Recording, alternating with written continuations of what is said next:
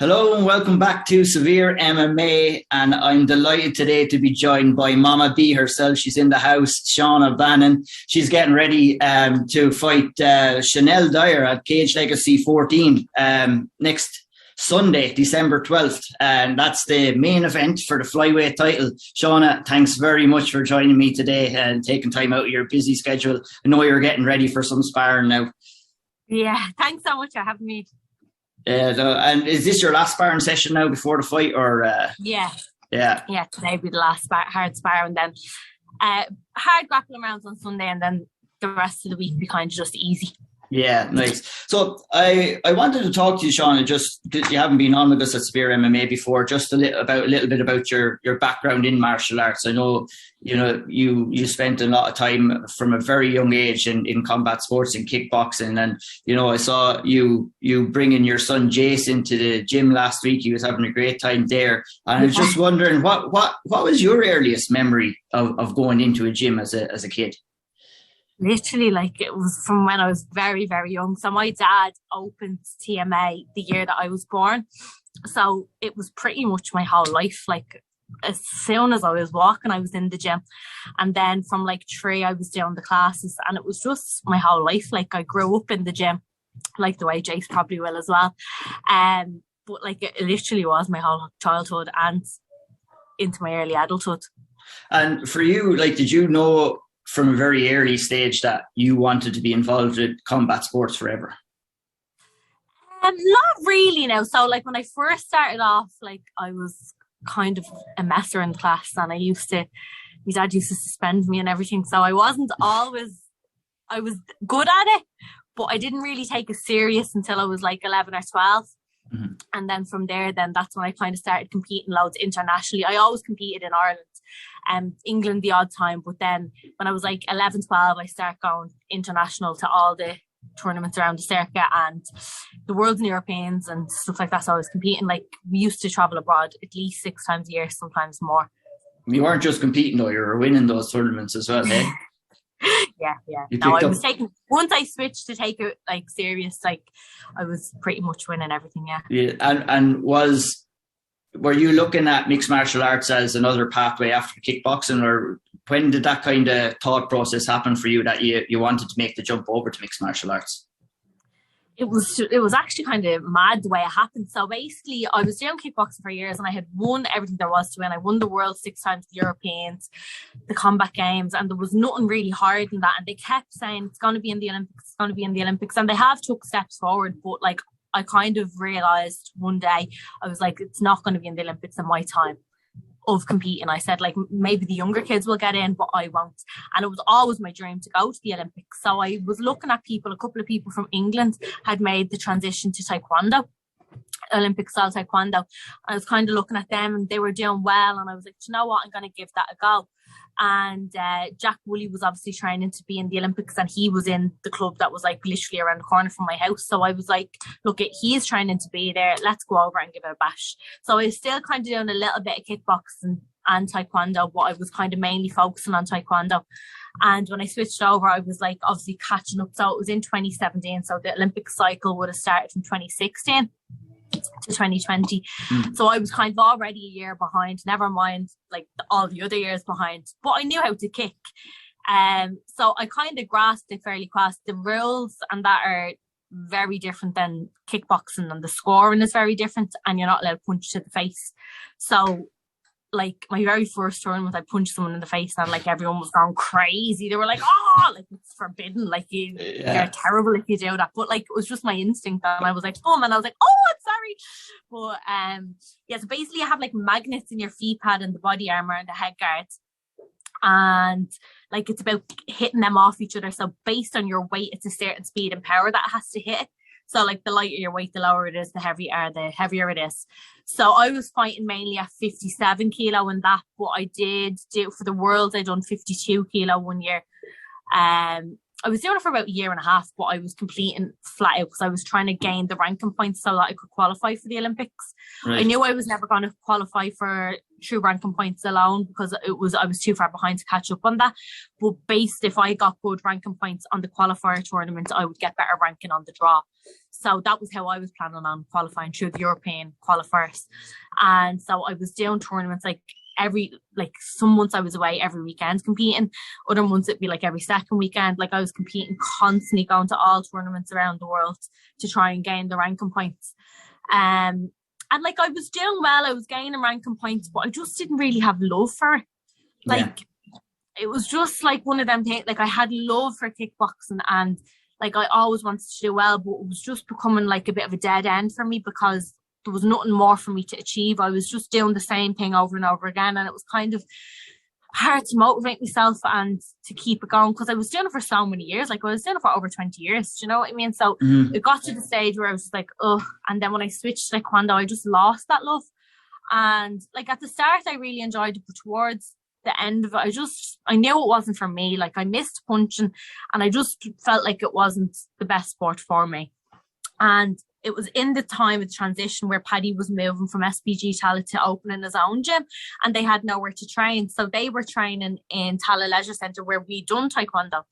And I remember they came in one of the days and they were doing like a jiu-jitsu class, and I was like, what are they doing? Like I always knew of MMA, but I never watched it. Yeah. And I never watched jiu-jitsu or knew anything about jiu-jitsu, like didn't have a clue. And I was like, what are they doing? But I was real interested.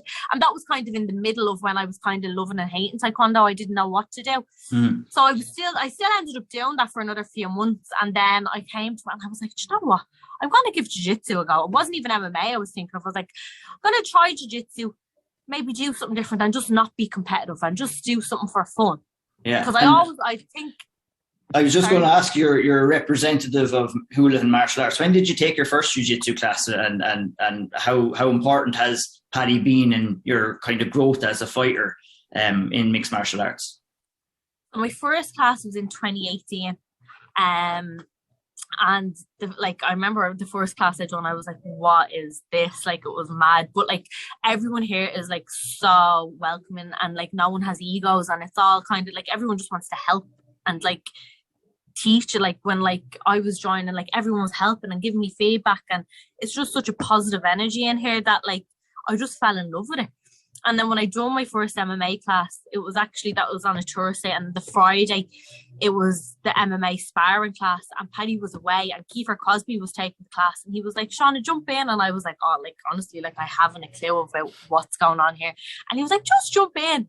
And I jumped in, and I was like, this is deadly. I was getting double leg and like literally flung on my head like each round, but I was like, I loved this straight away, and I was like, I know that this is what I want to do. Like I want to be professional in MMA. Like I knew from that class, I was just like, no, I love this. It was nice. Like it's everything about MMA just suits like my style, and I just love it.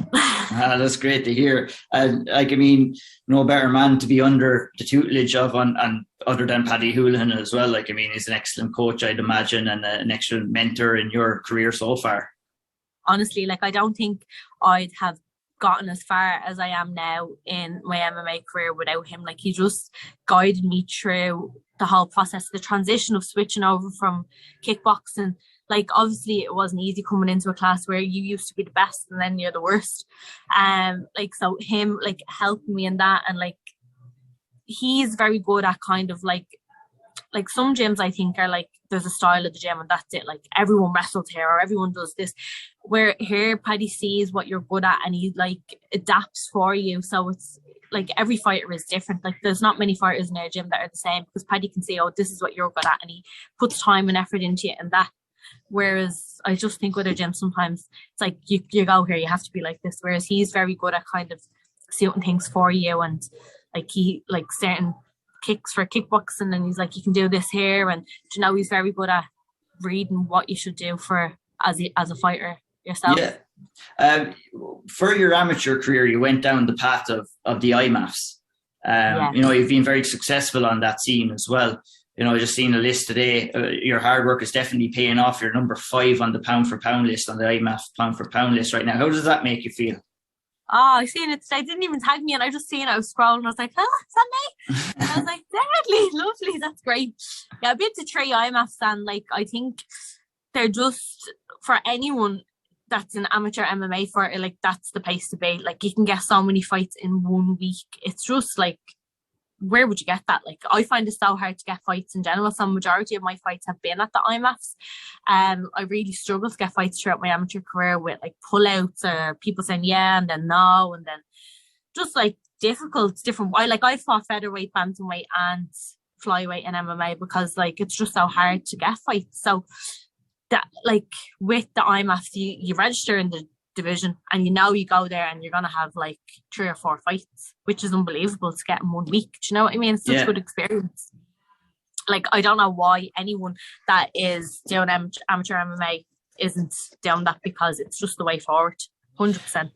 When you picked up the first tournament you were in, you picked up a silver medal, is that correct, or was it the second one? So that was my second tournament. So I went to, the first one I went to was in Rome. So I had one MMA fight, and then I broke my hand, so I was out for like nearly 3 months, and then I went to the IMMAFs like a month after I was back. So I hadn't really been training, and my grappling wasn't great at that stage either. I got armbarred in the last round. I was winning the fight and then I got caught in the end. It was just kind of one of them things. But I don't regret going, because I got so much experience from it. And even watching all the fights live for a whole week, like it was just an unreal experience to be able to gain at such an early stage in my career for MMA. And then my second one, that was like a few months after even from like going to Rome, I just like, it changed my whole views and my whole training, because I was like, right, this is what I need to do. Looking at what the people that were successful at that in Rome, looking at them, what they were doing, I was like, right, this is what I need to switch. So then when I came back, I think Bahrain was like 5 months later, and then I got a silver medal. That was in the Worlds. But it's unbelievable experience to be able to gain. Yeah, it's like, especially in the landscape that you're in back home right now, it's not that easy to pick up fights, I'd assume, and it's probably either harder for you, like being involved with women's mixed martial arts, because obviously there's not as many women doing it as there would be men. Do you find it hard kind of getting training partners and getting fights? Like, you've alluded to, well, it has been hard. You've had to fight at 3 different weight classes to get fights at times. So yeah. Getting fights is definitely the hardest part, and the training partners not. Like you can kind of, like, there's so many girls that do jiu-jitsu, so there's been a few girls open mats with jiu-jitsu, and the MMA kind of like, yeah, there isn't, but I kind of train with lightweight boys as well. Like my main training partner is Sarah, and like obviously she's unbelievable to train with, like she's a great training partner, but then there's like a lot of lightweight boys in our gym as well, so they're ideal. They just kind of replicate a female. Yeah, like obviously we've had like women in the past, Ashton Daly, Catherine Costa, and Leah McCourtis doing her thing now, along with Sinead Kavanagh and also Danny Nyland as well. I'm just wondering, like, I think that Irish MMA is probably in its best place. Irish women's MMA is in its best place ever. How would you think about it?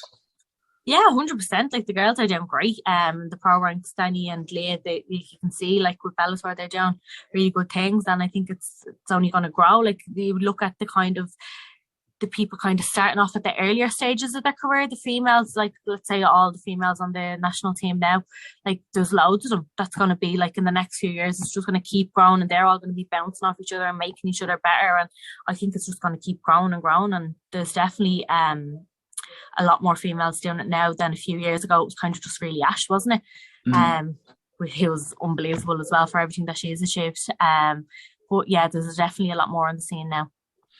In November last year, you gave birth to your son Jace, and I just want to know what that was like for you, what that whole experience was, becoming a mother. Like obviously there is a recovery process after that fact, and you've got to where you are today. Just explain to me what it means to you to be training, competing as a mother, and just everything about that experience so far.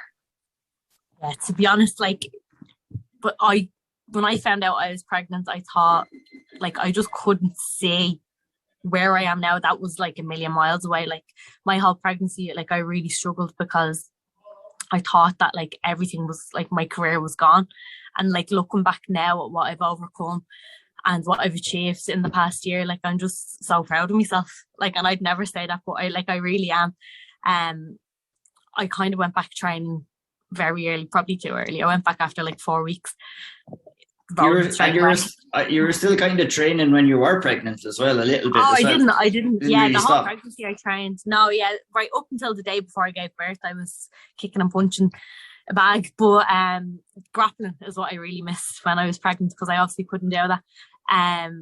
But yeah, I went back training after 4 weeks, and I just was training flat out. And then even throughout that back training, I was supposed to be fighting in the April, and then that got pulled. No, sorry, it was the March I was supposed to be fighting in, and that got pulled because of COVID. And then after that, I had like 2 really bad injuries, and it was just like, I was like, no, like I felt like I just was taking 10 steps backwards. But I came through it and rehabbed and got back to where I needed to be, and then I got my 4 fights like so close together, and it was so good to be able to get them. Like, other people were like, oh, you're mad doing them fights so close together and all, but like, I wasn't. I came out on top in anyways, and like, I'm glad I done them. Yeah, like you must have put in an awful amount, and like, I'm glad you know that you should be proud of yourself, like, because what you've after achieving after such a little time, like, to come back after probably maybe 6 or 7 months after giving birth and performing over at the World Cup there and picking up gold medal was sensational in my eyes. So that's definitely something to be proud of. But like you kind of alluded to there, you thought that your career was over. Like, so that must have been a big mental hurdle that you had to try and get over at some stages of that period. Yeah, like, I don't think I accepted I was pregnant until I was like over 20 weeks. It was definitely a very lonely experience, being pregnant, because like, nobody knew what I was going through. But he's the best thing that ever happened to me, and he's now like my motivation. Like, I have never had more motivation in my life than I do now, because I know what I'm doing is for him. And he just, like, I get to wake up. I have the best of both worlds. Like, I get to wake up every day with him by my side, and then I'm still training to become professional world champion. And I can do that with him. Whereas like before, I was just doing it on my own, and like, you don't realize happiness. Like, people think, oh, when you win, you're happy. Like, yeah, it's great, but 24 hours later, you're thinking about your next fight and it's gone. Whereas Jace gives me that all the time. Like, I wake up every day with that feeling because I have him by my side. So I'm winning in life with or without MMA because I have him, but MMA is a bonus.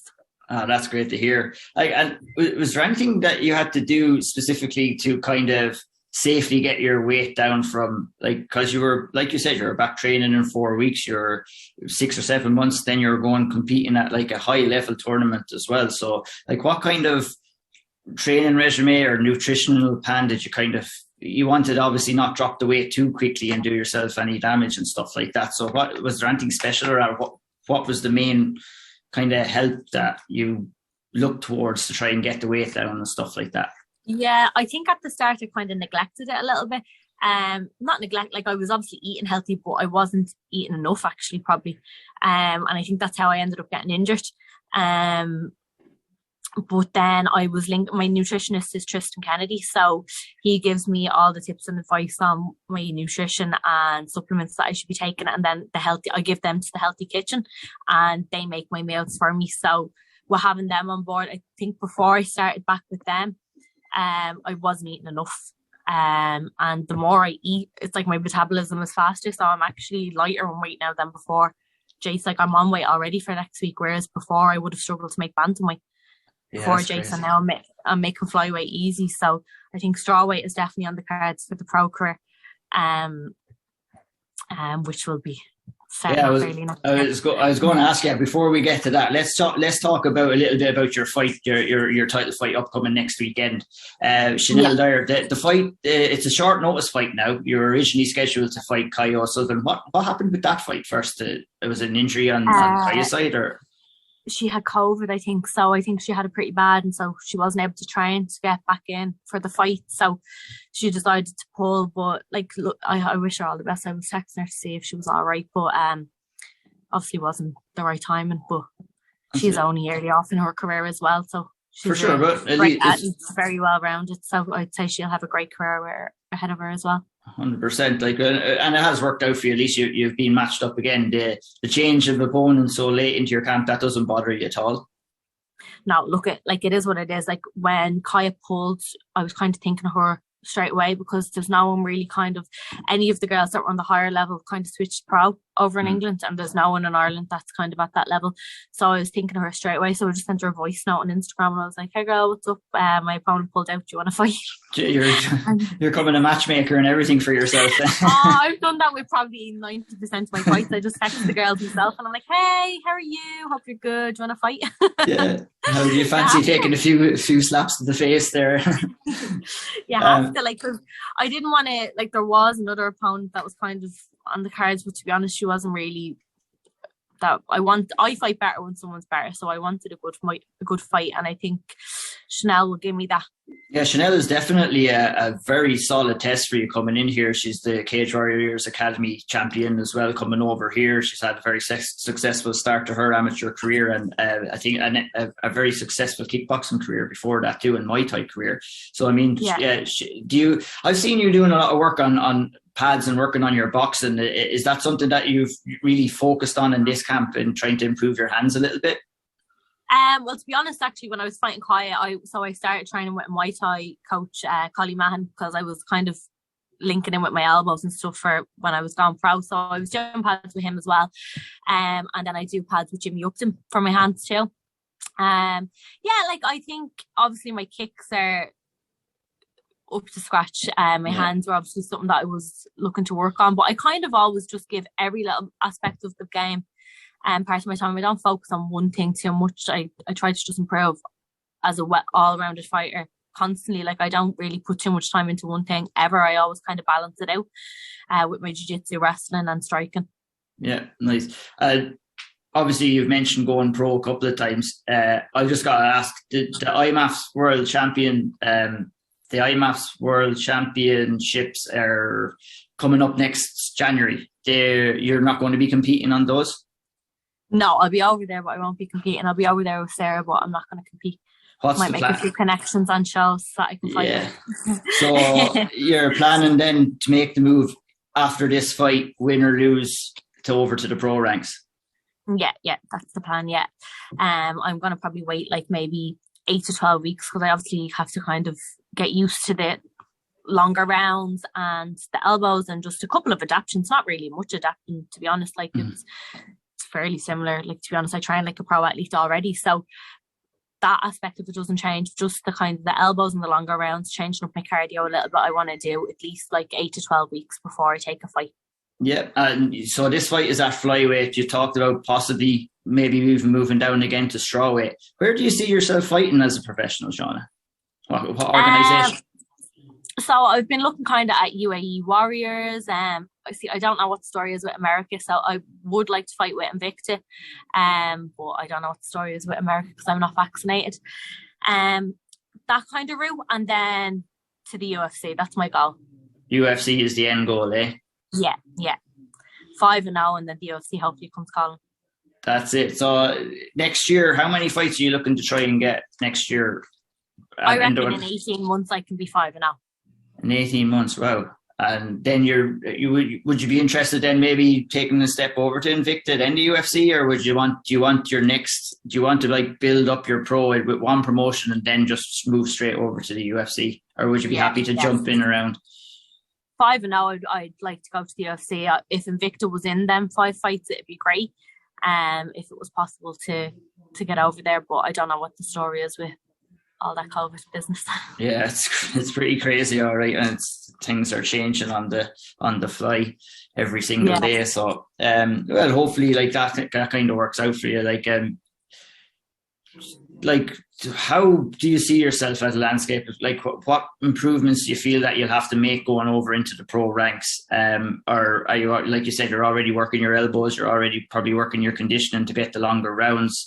Is there any other adjustments that you feel that you would have to make in order to make that move over to pro? No, like I think that like the cardio, changing up the cardio for the longer rounds is definitely going to be one of the things. But like I constantly work on my cardio anyways, where health matters. So like I only got a VO2 max test done yesterday, and like my results in comparison to my last test, which was like 8 weeks ago, have already improved so much. So my cardio is always up to scratch. Like I never leave that. It's just keep going. Like I think I always want to constantly progress as a well-rounded mixed martial artist, and with training with my team and my training partners that I have now, like that's just going to constantly keep happening because I have the best team and training partners at the moment. Nice, yeah, sounds good. And I won't keep you for too much longer now because I know you've got to get away to do some sparring. But for anybody that is planning on tuning in to Cage Legacy next weekend, just watch that main event and watch the card. I mean, it's a great card from top to bottom. You're headlining it and for the flyweight title. Anyone tuning in, what can they expect to see? What's your prediction for that fight?